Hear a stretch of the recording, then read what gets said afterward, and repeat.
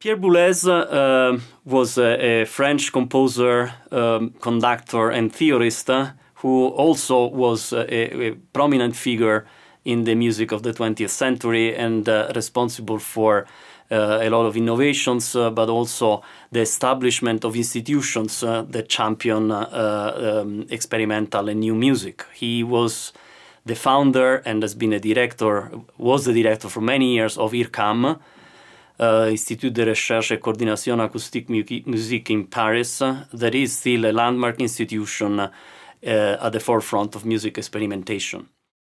Boulez was a composer that worked within a aesthetic that we call the integral serialism.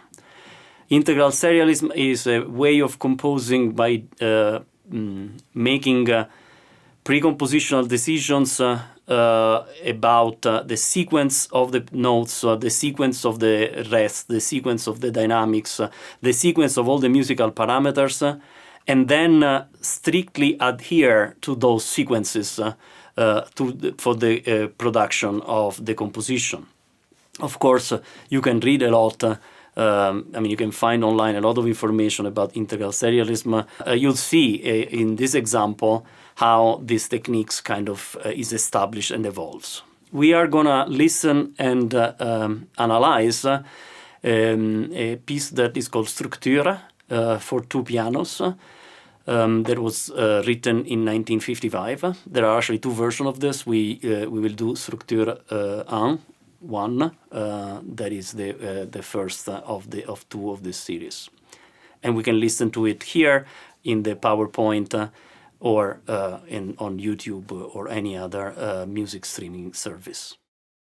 In this slide, I'm reproducing a few kind of important points about the way in which Boulez uses automation and decision as two competing forces in the creation of this piece. And this analysis was done by another very important influential composer of the 20th century, György Ligeti. And it kind of summarizes here this process of composing based on the strict rules and how the composer navigates the rules to create a piece that is interesting and enjoyable.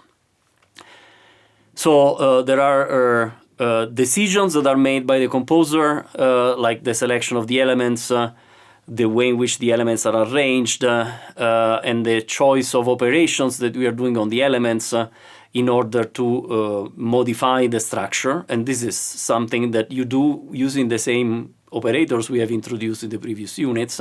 So it's an application of, if you wish, all the things that we have learned so far about musical structure and manipulation. And then once elements and operations are selected, basically we get to a point of automation where all the elements are let kind of evolve according to the rules with minimal intervention from the composer. Of course, the composer is still there, but this is part of the automated part, the algorithmic part of the composition. And then again, you can go back and pass it through a second phase of decision where you make choices depending on the material that you have, and you do this in a sort of feedback loop until you get to the final version of the composition that you basically agree and accept. This is a very general way that composers work with, mostly when we talk about composition that is assisted by computer, by software, or nowadays by artificial intelligence. So it's never a process where something is given and accepted as is. It's always a feedback loop it's a self-consistent loop that produces the final product through the intervention of the composer and its algorithmic constraints. So in Structure for two pianos, Boulez utilizes a sequence of notes that is here in this slide. The notes are always used in the order they are listed here, so there is no choice of exchanging one note for another. This is called a tone row, and this the kind of the fundamental unit or the fundamental concept of serial music that was originally pioneered by composers like Schoenberg and Webern and Berg at the beginning of the 20th century. The tone row can be modified, can be operated upon with operators like transposition and inversion and retrograde and so on. And so that creates an enormous palette of combinations for the composition. Same for duration of the notes. The duration of the notes are also mapped to 12 numbers, like pitches. Again,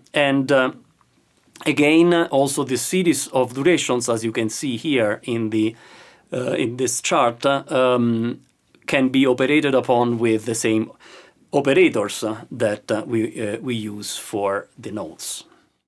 The way in which this works is by combining in constructing a matrix out of this row of pitches or duration, or in this case numbers, and then taking this row and applying to it all the possible transpositions and forming a matrix like the one in this slide. The characteristics of this matrix is that if I read it left to right and by row, I get the original tone row and all these transpositions going down row by row. If I look at the columns, what I get is the inversion of the original row, and so left to right I have all the transposition of the inversions, and of course if I read it right to left, the row is the retrograde of the original row, and bottom to top is the inverse of the retrograde.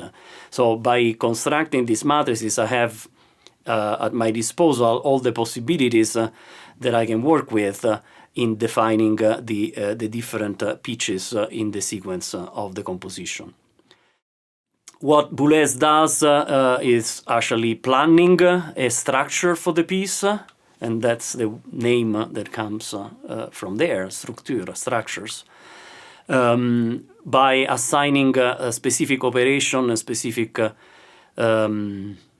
choosing specific rows or columns of these matrices, depending on the measures. So this gives a kind of macroscopic structure of the piece, but then operates also on the microscopic effects that come from the actual pitches that you get.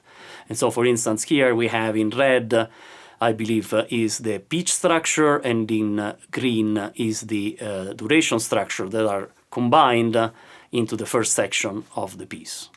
And this is a score, and we will see in the associated notebook how we can actually produce a score like this, and the music that actually is the same for the first few bars of the composition, by encoding all this in an algorithm that we can run in the notebook.